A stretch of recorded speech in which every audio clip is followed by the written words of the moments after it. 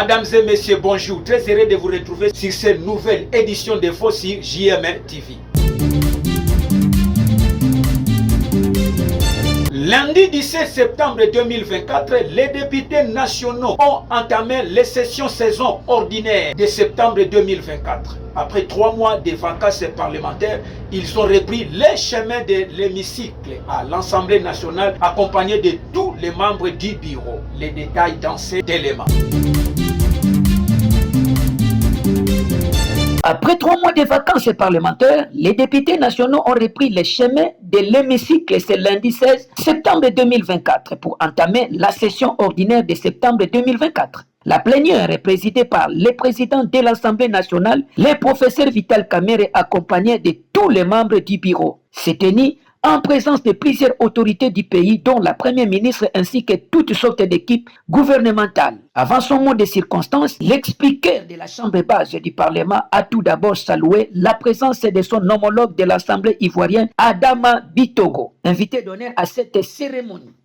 Pour le professeur Vital Kamerhe, sa présence réconforte et renforce la coopération entre la RDC et la Côte d'Ivoire. Dans son allocution numéro 1 de la représentation nationale congolaise, a fait un tour d'horizon des questions majeures qui devraient figurer dans des discussions. Au cours de cette session ordinaire, parlant de la situation sécuritaire, Vital Kamerhe a rendu un vibrant hommage au président de la République, Félix Antoine Tshisekedi Tshilombo, qui ne ménage aucun effort en vue de rétablir la paix et la sécurité sur toute l'étendue du territoire national. Pour la session ordinaire de septembre 2024 qui sera essentiellement budgétaire, le professeur Vital Kamerhe a invité dans son speech les députés nationaux avaient à ce que le budget 2024 reflète une réponse adaptée aux attentes de la population, notamment le rétablissement de la paix sur tout l'ensemble du territoire national, l'amélioration du social congolais, le développement et la prospérité.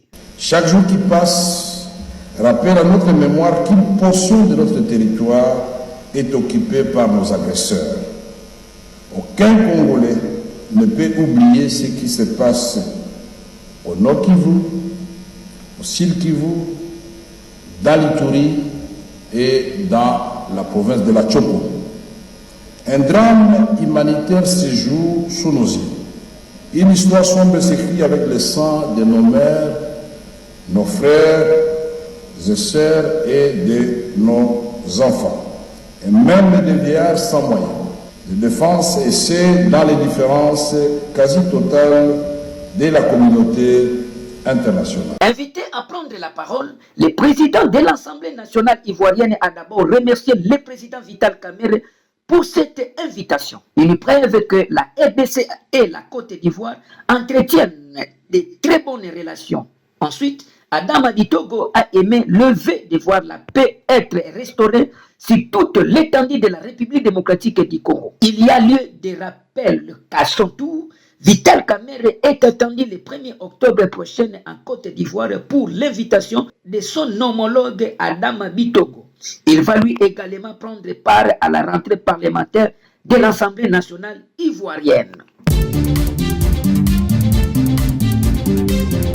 Mardi 17 septembre 2024, que le directeur général adjoint Didier Makengo a assuré la supervision d'évaluation de 17 femmes formées durant 6 mois en République démocratique du Congo, celle de la fondation Denise Nyankero Tshisekedi. Les détails dans cet élément.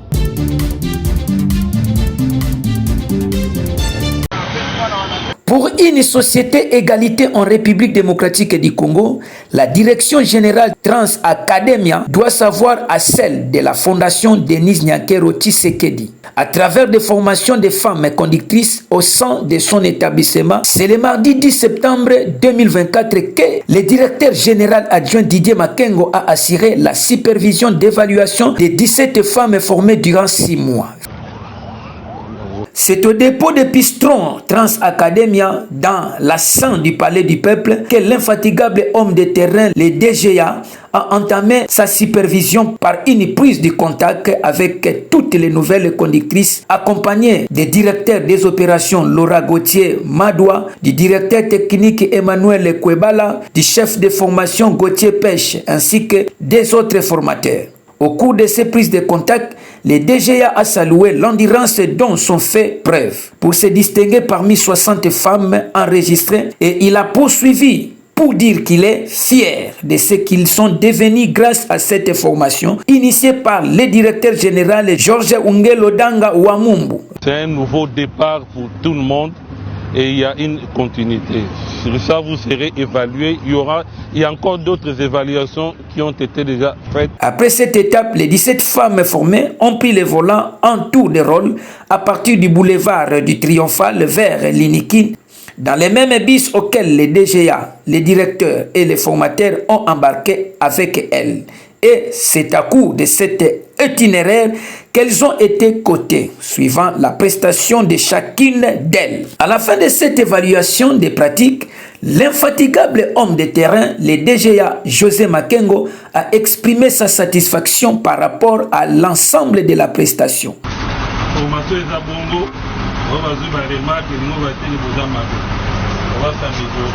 Il faut noter que c'est pour une imminente affection des nouvelles conductrices au sein du réseau académique que le DGA a procédé à cette supervision afin d'abarquer du doigt à qualité du l'air pratique pour la sécurité routière des abonnés de Trans Academia.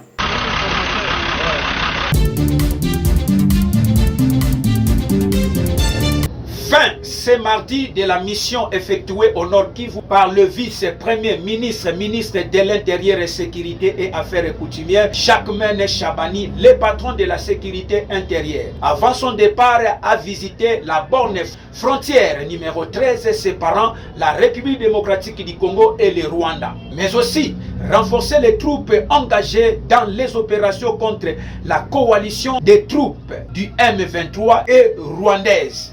Les détails sur cet élément. C'est par la visite de l'avant-dernière position de FARDC à Kilimanyoka et la borne séparant la RDC et le Rwanda en territoire de Nyiragongo que le vice-premier ministre, ministre de l'Intérieur et Sécurité et Affaires coutumières, Jacquemain Chabani, a clôturé sa mission en provenance du Nord Kivu. Principalement le fait que dans les échanges qu'on a eus avec les différents services mais aussi les forces vives, nous avons épinglé sur ces deux sites où nous avons effectué nos descentes certaines difficultés. La borne 13 est une borne frontière où il est constaté une certaine porosité. Donc il était important pour nous de nous y rendre. Maintenant, avec les différents services, nous allons prendre les dispositions nécessaires, utiles pour résoudre toutes ces difficultés. Il fallait aussi aller sur les dernières positions de nos forces armées pour faire le constat de la circulation des populations, de leur état de situation. Et je crois que c'était très important pour nous, pour améliorer les conditions de la population. Le vice-premier ministre, ministre de l'Intérieur, Jacquemain Chabani, précise que le chef de l'État, Félix Antoine Tshisekedi, ne ménage aucun effort pour que la solution soit trouvée au problème de la guerre qui nous impose le régime de Kigali. Mais la population doit retenir qu'elle n'est pas abandonnée, elle n'est pas seule, que le président de la République est avec elle et à ce dossier-là sur sa table. Tout le monde est sans ignorer que depuis quelques jours, le président de la République a convoqué le Conseil national de défense qui va nécessairement déboucher sur des décisions importantes sur après l'évaluation sur la réorganisation du volet sécuritaire et de défense de notre pays. Donc ensemble nous allons attendre et je crois que tout cela va nous amener vers un avenir plus certain. Cette visite en territoire de Nyiragongo est saluée par Mambo Kawaya, président des forces vives dans ce territoire. En tout cas, pour nous, c'est nous fait des soulagements parce que ceci pourra peut-être donner des résultats dans les jours qui viennent. Parce que chaque fois, il y a toujours eu des informations auprès des autorités, malheureusement qui n'ont pas effectué le terrain, mais cette fois-ci, la délégation vient d'arriver sur le terrain. Donc c'est vraiment une bonne chose. Vous accueillir et vous rendre les honneurs à l'occasion de votre retour à Kinshasa.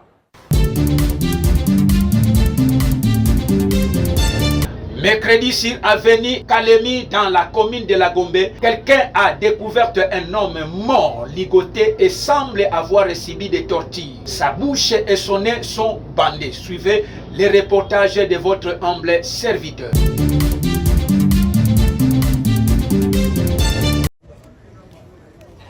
Cela se passe sur l'avenue Kalemi à quelques pas de la Massavko.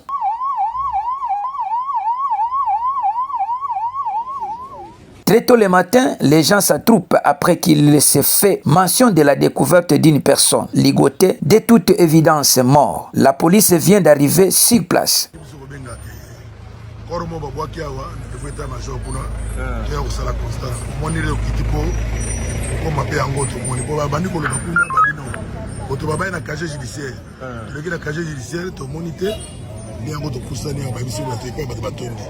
Et tout le monde est sur place.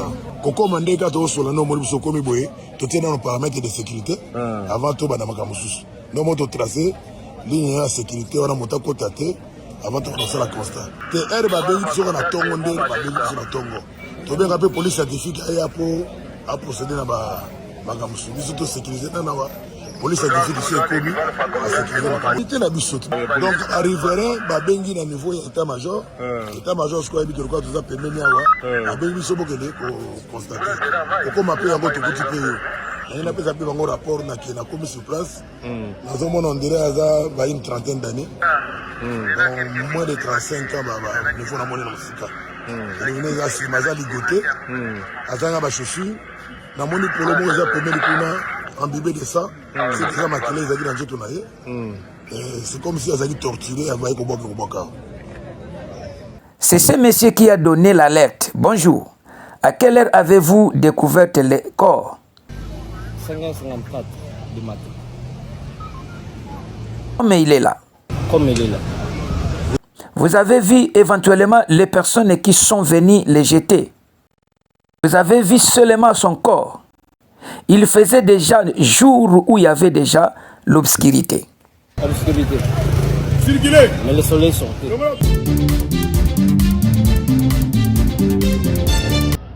Mesdames et messieurs, c'est par ici que nous bouclons notre nouvelle édition d'infos sur JM TV. Merci. On se retrouve demain à la même heure.